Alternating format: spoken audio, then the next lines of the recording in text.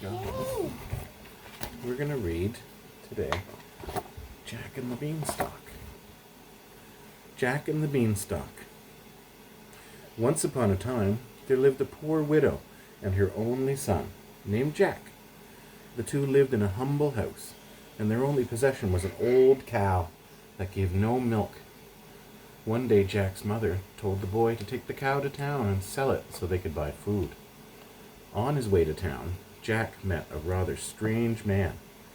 "My lad, what a fine animal you have there," the man said. "Why, I'll trade you these magic beans for your cow." Jack knew that his mother expected him to sell the cow for food, but he was intrigued by these magic beans. However, when Jack returned home, his mother was not so thrilled with the beans. "Magic beans," she yelled. "Who's ever heard of magic beans, you silly boy? Now we'll starve." With that, she knocked the beans from Jack's hand and right out the window, and then she sent her son to bed for the night. Jack fell asleep, feeling bad about what he had done. Of course there were no such thing as magic beans. Without their cow or any money at all, what would Jack and his mother eat? The next morning, Jack woke up, still feeling bad about losing the family's cow.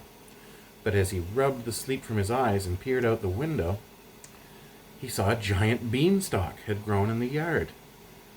Without a second thought, Jack went outside. His mother was already there, staring at the tall green plant. "What on earth has happened?" she asked. "I told you, Mother, those were magic beans. Why, it reaches up to the clouds. I wonder what's at the top." And with that, Jack began to climb the beanstalk to see where it would lead. See the picture? A big beanstalk. Jack climbed and climbed until he was high among the clouds.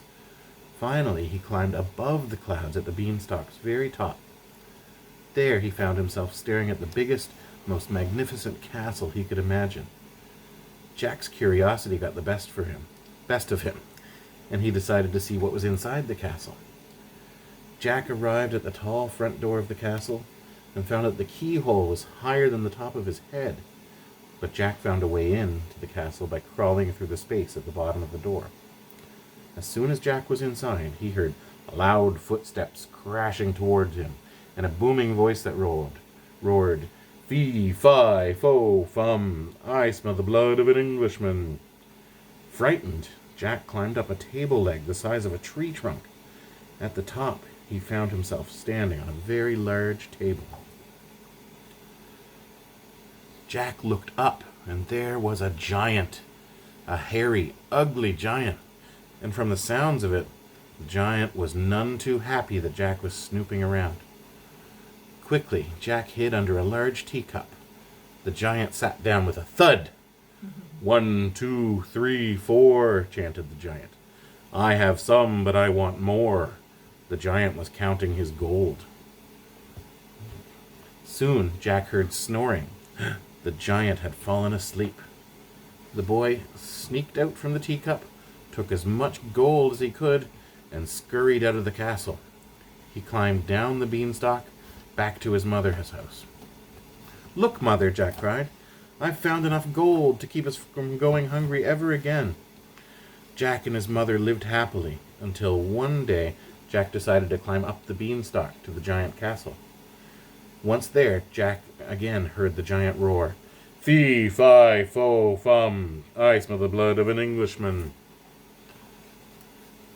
Jack hid behind the table leg. The giant pulled out a harp, a special harp that could sing. The harp sung a beautiful lullaby, and soon the giant was asleep. Jack grabbed the harp, tucked it under his arm, and ran away. But the harp didn't want to be stolen. It cried for help, which woke the giant. Climbing down the beanstalk, Jack looked up to see the angry giant. He yelled to his mother, "Hurry, Mother, bring me the hatchet." As Jack reached the bottom, he began to chop at the beanstalk. He looked up and saw the giant getting closer. "Hurry, Jack," cried his mother. Jack chopped and chopped until the beanstalk fell with a crash, and so did the giant. From that day on, with the harp singing its lovely songs and the gold from his giant, Jack and his mother lived happily ever after. Look at that golden harp. They're in a cute little house. Did you like that story? It's a very old story.